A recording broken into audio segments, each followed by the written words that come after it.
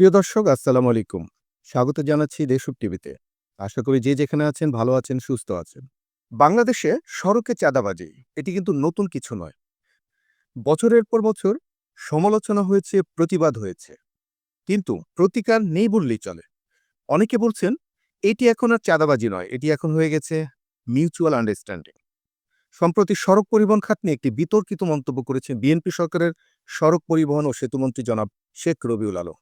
তিনি বলেছেন, সমঝোতার ভিত্তিতে কিছু টাকা তুললে সেটি নাকি চাঁদাবাজি নয়, বরং বাধ্য করলে সেটি হয় চাঁদা। এই বক্তব্য ঘিরেই কিন্তু শুরু হয়েছে তুমুল বিতর্ক।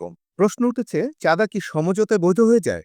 রাস্তায় দাঁড়িয়ে এই যে টাকা তোলা, এটি কি কল্যাণ তহবিল হতে পারে, নাকি এটি অপরাধকে নর্মালাইজ করার ভাষা? সমালোচকরা কিন্তু বলছেন, এভাবে সংখ্যা বদলে দিলে কিন্তু অপরাধের চরিত্র বদলে যায় না, বরং জনগণের উপর যে বোঝা আরও প্রাতিষ্ঠানিক রূপ পায়। এই বিতর্কের ভিতরেই আরেকটি বড় রাজনৈতিক প্রশ্ন সামনে এসে দাঁড়িয়েছে। আর সেটি হলো, চাঁদাবাজির এই ইস্যু কি আবার তাহলে ক্ষমতাসীন দলকে ইমেজ সংকটে ফেলতে যাচ্ছে? চান্দার এই ধান্দা কি তাহলে বিএনপির আগামী রাজনীতির ভবিষ্যৎ নির্ধারক হবে? ক্ষমতার কিন্তু পরিবর্তন হয়ে গেল এই মাত্র কিছুদিন হলো, কিন্তু রাজনীতির পরীক্ষার খাতা কিন্তু এখনো পুরোপুরি খোলা। ভোট হয়ে গেল, একরকম ভূমিধস বিজয় পেয়েছে বিএনপি। দায়িত্ব নিয়েছেন নতুন সরকারের, কিন্তু একটি প্রশ্ন বাতাসে ঘুরপাক খাচ্ছে। চাঁদাবাজির পুরনো ইমেজ কি আবারও নতুন সরকারকে তাড়া করছে?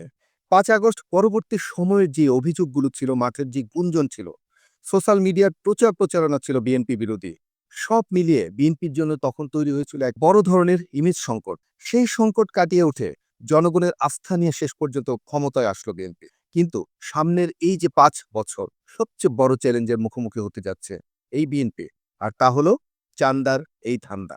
আজকের বিশ্লেষণে আমরা দেখব বিএনপির ইমেজ সংকটের ইতিহাস, তারেক রহমানের ব্যক্তিগত নেতৃত্ব, বিরোধীদের কৌশল এবং আগামী 5 বছরের বিএনপির দায় এবং দায়িত্ব জনগণের উপর। দেখতে থাকুন দেশপ্রিয় টিভি, কোথাও যাবেন না, ফিরছি একটু পর।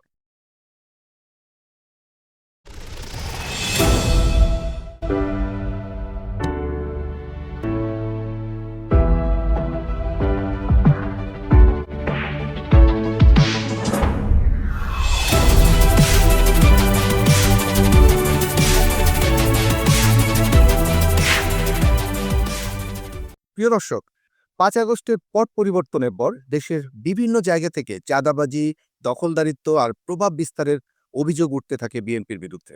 সব অভিযোগ প্রমাণিত হোক বা না হোক, রাজনীতিতে পারসেপশনে অনেক সময় রিয়েলিটি হয়ে দাঁড়ায়। বিএনপির কিছু নেতাকর্মীর বিরুদ্ধে পরিবহন, মার্কেট, ব্যবসা প্রতিষ্ঠান, নানা খাত থেকে নামে বেনামে টাকা তোলার যে অভিযোগ ছড়িয়ে পড়তে থাকে, তার ফল কি হয়? 17 বছরের স্বৈরাচার বিরোধী আন্দোলনের দল বিএনপি হঠাৎ করেই চাঁদাবাজের দল এই ত্যাগের ঝুঁকিতে পড়ে যায়।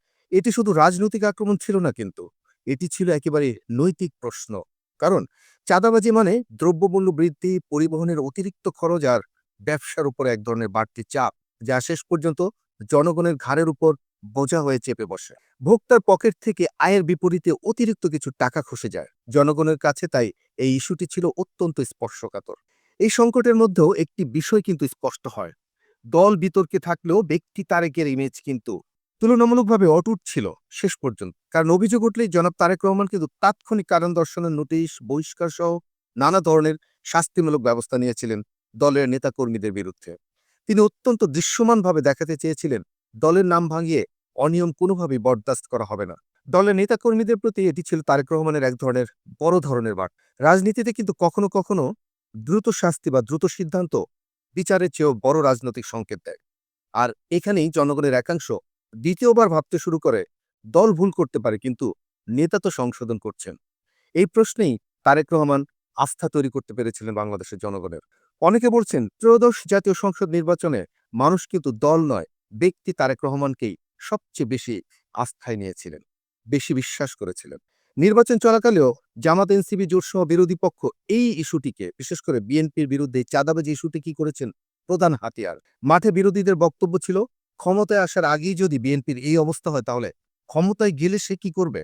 টকশোতে, সামাজিক মাধ্যমে, রাজপথে কর্মসূচিতে এই চাঁদাবাজির ইস্যুটি ব্যাপক প্রচারণা পেয়েছে।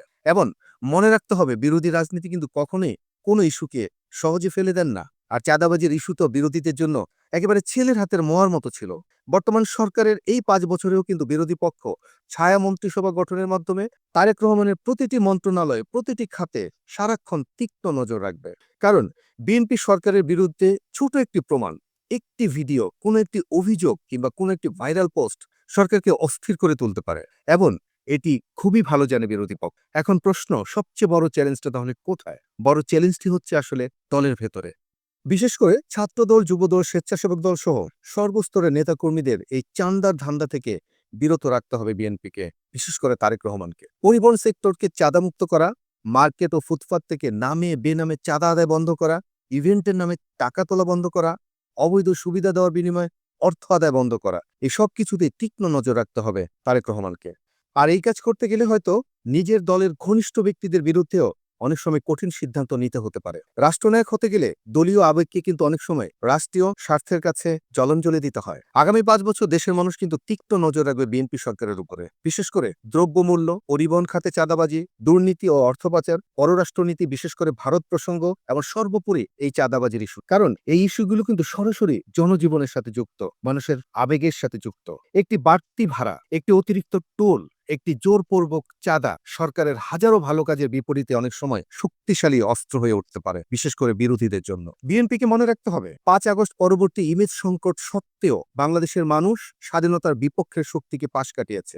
১৭ বছরের আন্দোলন, ত্যাগ, কারাবরণ এসবের স্বীকৃতি হিসাবে ভূমিধস বিজয়ের মাধ্যমে বিএনপিকে ক্ষমতায় বসিয়েছে বাংলাদেশের জনগণ। এটি কেবল কিন্তু ভোট নয়, এটি ছিল আস্থার একটি ব্ল্যাঙ্ক চেক, যা দেশের মানুষ একরকম অন্ধবিশ্বাসের মতো তারেক রহমানের হাতে তুলে দিয়েছেন, যার মেয়াদ মাত্র ৫ বছর। বিএনপি যদি এই সময় চাঁদাবাজির কালি মুছতে না পারে, চাঁদাবাজ ট্যাগ বুদ্ধিমত্তার সাথে পরিত্যাগ করতে না পারে, তবে জনগণ কিন্তু বিকল্প খুঁজে নেবে। কারণ রাজনীতিতে হয়তো আবেগ দিয়ে জিতে আসা যায় অনেক সময়, কিন্তু শাসন টিকিয়ে রাখতে প্রয়োজন সুশাসনের পারফরমেন্স। যদি জনাব তারেক রহমান দলীয় পরিচয়ের ঊর্ধ্বে উঠে শহীদ রাষ্ট্রপতি জিয়াউর রহমান ও বেগম খালেদা জিয়ার ঐতিহ্য ধরে রেখে যৌক্তিক সীমারেখা পর্যন্ত দুর্নীতি এবং চাঁদাবাজি বন্ধ রাখতে পারেন, তবে পরবর্তী মেয়াদেও মন্দের ভালো হিসেবেও বিএনপি থাকবে একমাত্র বিকল্প হিসেবে বাংলাদেশের জনগণের কাছে। যারা বিএনপিকে পছন্দ করে না, তারাও অন্তত বলবে অন্যের চেয়ে বিএনপি মোটামুটি ভালো বা শেষ ভালো। বিএনপিকে মনে রাখতে হবে, ক্ষমতার আরামায়েশে বুঁদ হয়ে থাকার সময় কিন্তু এটি নয়, এটি আত্মশুদ্ধির সময়, এটি